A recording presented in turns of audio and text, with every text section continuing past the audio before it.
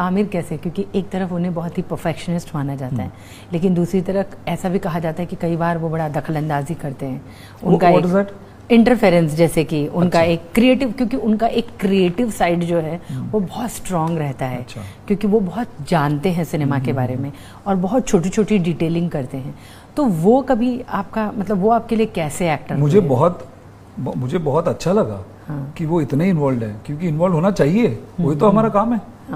इतना सालों के बाद जब एक बंदा पिक्चर कर रहा है, I will want to work with an actor who is involved in every single thing. The thing is, all the actors I've worked with, जब मैं एक्टर का रूप से मैं देखता हूँ, जब मुझे एक्टिंग करना है, मैं क्वेश्चंस पूछूंगा ही, वो मेरा हक है, और उसका आंसर देना डायरेक्टर का हक बनता है। आई थिंक उसके पास वो सारे आंसर्स होने चाहिए, या तो हम साथ में ढूंढेंगे ना, ऐसा नहीं है कि सब आंसर्स आज मिलना चाहिए, पर to say that I find it very strange कि हमारा कि अरे एक्टर इंटरफेरेंस डिफरेंट होता है, इन्वॉल्वमेंट डिफरेंट होता है, ये दोनों अलग चीज है। इंटरफेरेंस वो होता है जो सही काम कर रहा है, उसको आप स्टॉप करके आप बोल रहे हो कि नहीं मेरा क्लोजअप लगा, वो होता है इंटरफेरेंस मेरे अंडरस्टैंडिंग।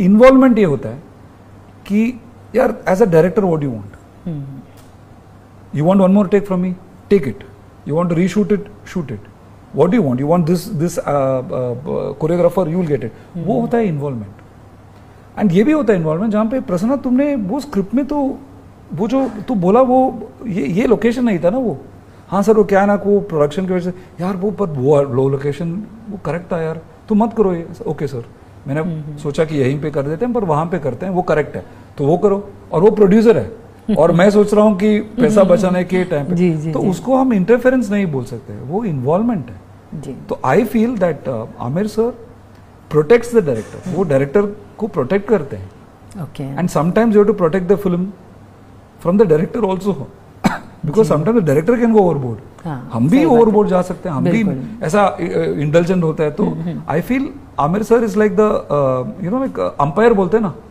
ये नो बॉल है, ये he follows the rule book कि ये हमारा स्क्रिप्ट है, ये हमारा होली बुक है, इसको हम सबको फॉलो करना है, इसको रिलीजियसली हमें फॉलो करना है 100%, B it himself, B it anyone else. So I feel that Aamir sir is the biggest supporter of director. And देखिए ना कि आज हम देखते हैं कि जब से एक बोलते हैं ना कि पैन इंडिया फिल्में बनी हैं, और हम जैसे कहते हैं कि इंडियन फिल्म मतलब फिल्म इंडस्ट्री, पहले हम कहते थे कि बॉलीवुड और साउथ, लेकिन अब हमने बीच में देखा कि एक वो लाइन ब्लर हो गई है।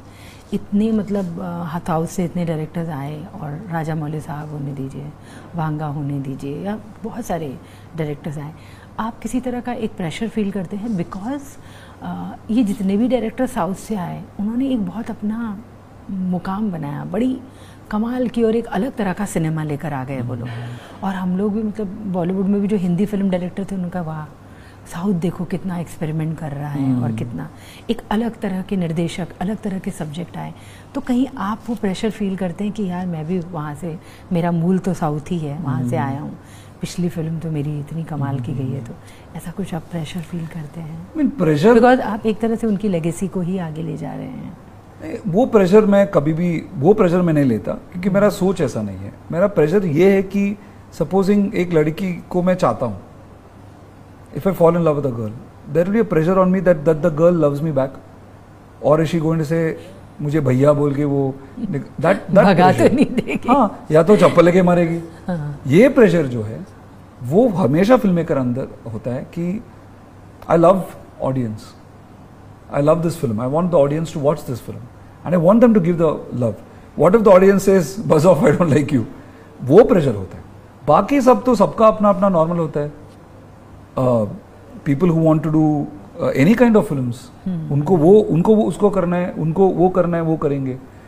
पर I don't see myself as south का फिल्म मेकर, नॉर्थ का film maker. I don't see myself that way. I'm a Chennai boy. I'm very proud of my Chennai roots. But I'm an Indian, I'm a global citizen. I don't see myself as, I see myself as a global citizen. I'm a student of cinema. मुझे Italian cinema भी पसंद है, मुझे Hindi cinema भी पसंद है, मुझे Tamil cinema.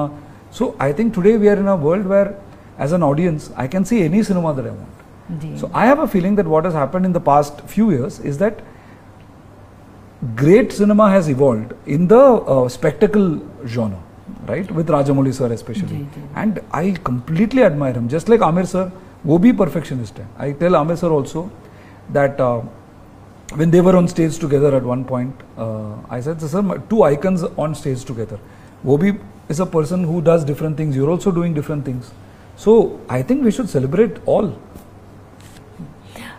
और क्या कहते हैं उसको, फिल्में नहीं चल रही हैं, इतने परेशान हैं कि हम बहुत सीनियर जर्नलिस्ट हैं, बहुत बुरा लगता है क्योंकि हम फिल्में चलेंगी तब हम चलेंगे. करेक्ट. हम मतलब हम मतलब ऐसे नहीं है कि हम जर्नलिस्ट उसी से जुड़े हुए हैं. एंटरटेनमेंट ही 25 सालों से देख रहे हैं. करेक्ट. और हर दौर देखा है, तो वो कहीं एक घबराहट है, वो डर है कि ऑडियंस नहीं आ रही है.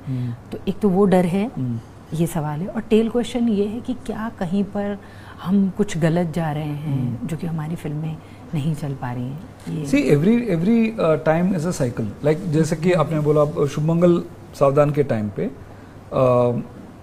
suddenly after that there was a lot of smaller films, good films which started coming out. If you see Shubhmangal ke time pe bhi there was a slightly change, you know, that Bareli ki Barfi came, Badai Ho came, Ayushman Khurrana era started. Smaller films, more content oriented. I feel 12th Fail is a film which people have loved. 3 people have gone to the theatre and see. I am an optimist. I feel if you give a film which connects to the audience will come. जी. ऐसा कुछ नहीं है कि यहाँ पे audience disappear हो गए हैं. I feel that if there is a movie which connects with audience, मैं ये ना बोल रहा हूँ गुड मूवी बैड मूवी, हमको क्या पता गुड मूवी क्या है. जो मुझे गुड लगा, किसी के पास कोई गणित ही नहीं है. हाँ, मुझे एक मूवी गुड लग रहा है, आपको बैड लग सकता है. मूवी कनेक्ट हो गया बस with audience, you cannot stop them from coming to the theatre. एक यहाँ पे साउथ इंडियन एक शॉप ओपन किया है, उसका नाम है बेन्ने डोसा भेज रहे हैं वो लोग. उस पे लाइन पे खड़े रहे हैं. NMACC में फॉरेन म्यूजिकल चल रहा है. I think it was Sound of Music. Packed houses. Swiggy आने से रेस्टोरेंट का भीड़ कम नहीं हुआ. It's a business. Everybody is trying to do their best. Hopefully magic will happen. जी. एंड आपके लिए सबसे ज़्यादा, आपके पूरे करियर में सबसे ज़्यादा मुश्किल दौर क्या था? एक होता है ना कि एक क्रिएटिव पर्सन को बहुत सारे उतार चढ़ावों से गुजरना पड़ता है, और एक मतलब एक रिजेक्शन भी आता है उसको. बहुत चीज़ें आसान तो नहीं होती हैं. आपके लिए डिफ़िकल्ट क्या था? सबसे ज़्यादा डिफ़िकल्ट फेज़ क्या था? डिफ़िकल्ट फेज़ था when before my first film, when I had to make my first film. वो बहुत इमोशनली बहुत डिफ़िकल्ट था क्योंकि I was married. You know, my wife also supported me, and I decided that I worked for a year somewhere in film industry in some job as a writer after film school. But after that, I just decided कि यार अभी मैं film making try नहीं करूँगा तो कभी भी नहीं होगा life में. So I didn't take up any job. I was doing, you know, some corporate videos, and we were having a good life. But within me, every 1 month I would wake up in the night at 2 a.m. and get so scared that what if I don't become a filmmaker? What if I don't become a director? So वो बहुत difficult time था. उसके बाद जो भी हुआ वो bonus है. जी. जो भी हुआ जब टाइम, so जब भी people used to see me on set and say you are a very happy director. भाई मुझे फिल्म मिल गया भाई, और क्या चाहिए लाइफ में? क्या चाहिए? Because I have gone through that journey where I didn't. You want to be a filmmaker, right? So once you are a filmmaker, वो जो day to day difficulty है वो तो हर एक जॉब में भी है. So I think that was a difficult phase.